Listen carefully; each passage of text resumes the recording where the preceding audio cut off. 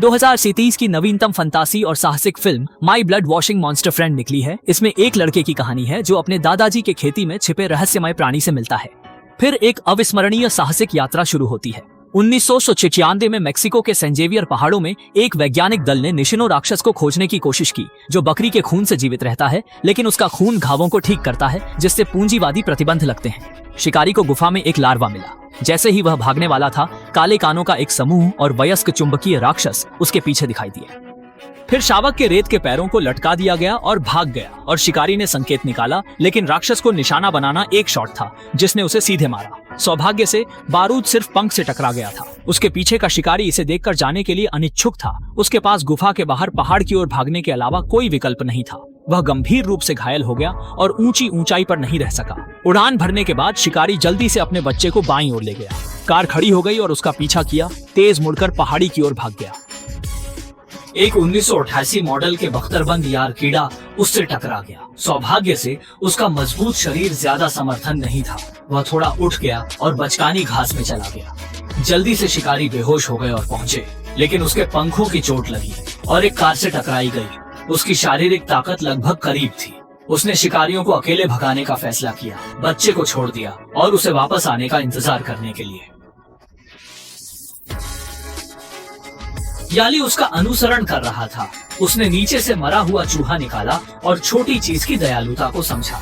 Alex दृश्य जादू खेल सकता था और उसे आदेश दिया गया। उसने बाहर गड़गड़ाहट और बिजली देखी। दो बच्चे एक दूसरे पर भरोसा कर रहे थे। सुबह उसके चचेरे भाई ने उसे पाया और बाहर खेलने जाना चाहता था।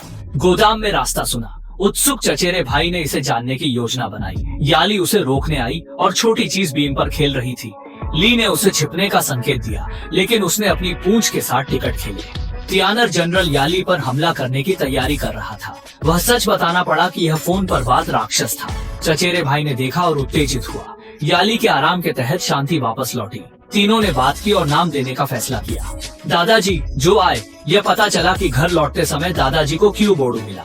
दादाजी ने उन्हें घर ले लिया, लेकिन पूरे समय अच्छे नहीं होते। कुछ लोग अगल के अधीनस्थों को लेकर आते हैं। उन्होंने घटनास्थल पर छोड़े गए लाइसेंस प्लेट नंबर के माध्यम से लोगों को खींच लिया, खेत का पता पाया और गोदाम की तलाशी के लिए घर में प्रवेश करना चाहते थे। फिर दादाजी के रूप में, जो एक बार प्रसिद्ध खिलाड़ी थे, उन्होंने तुरंत शिकारी के अनुरोध को अनदेखा कर दिया। बाद में अपने परिवार को खोजने में मदद करने के लिए उनके चचेरे भाई ने उन्हें सिखाया कि पंखों को कैसे उड़ना है, ताकि वह शिकारी का पीछा करने से बच सकें और फिर सांस लेते हुए हवा में दौड़ते रहे। वह अपने पंख फड़फड़ाते रहे, लेकिन कौशल से परिचित नहीं था। वह गिरने से पहले केवल कुछ सेकंड लगा। उसी समय याली को अपने पिता से बाहर निकलने में मदद करने के लिए, जिसकी कैंसर की खिड़की से मृत्यु हो गई थी, दादाजी ने अपने पिता और परिवार के नांगबे यांशु की भावना को विरासत में देने के लिए उनके साथ एक आदमी के साथ गाल सेक्स करने का फैसला किया। हालांकि कोई तकनीकी दबाव नहीं था, वह पूरी तरह से नुकसान में दादा। रुचि भड़काने के लिए लगातार बात करते हुए पहले से ही दबे हुए दबाव ने सीधे दादाजी को रिंग से बाहर धकेल दिया। परिणाम स्वरूप उनकी पुरानी पीठ की चोट दोबारा आई और यह पाया गया कि उनकी बुढ़ापा अधिक से अधिक गंभीर हो गई थी। इस गल सेक्स के बाद एक अल्पकालिक घटना होने की संभावना थी। यह गोदाम के पीछे कई चीखें थीं और तीनों लोग रेत के किनारे अपनी गाय बीमार थी। नतीजतन जब वे भाग गए तो प्रतिस्पर्धी शिकारी ने चुपके से 3 कमजोर बच्चों को पकड़ लिया। अलीली ने निराश दादाजी को जगाया, यह कहते हुए कि दूसरे पक्ष दादाजी थे जिनका सिर उत्तेजित था, और तुरंत शिकारी के यिंग को पकड़ लिया और दूसरे पक्ष को जमीन पर मुंडा करने के लिए फोशन छाया रहित पैर का एक चाल दिया।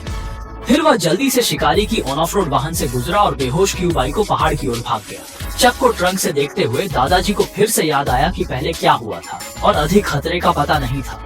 पीछे के कई लोग क्यूबाई को फिर से गैरेज में लौट आए। जब वह अपनी माँ की गंध को सूंघा तो उसने तुरंत प्रतिक्रिया दी। जल्द ही शिकारी ने उनकी वाहन को पाया और उनका पीछा किया।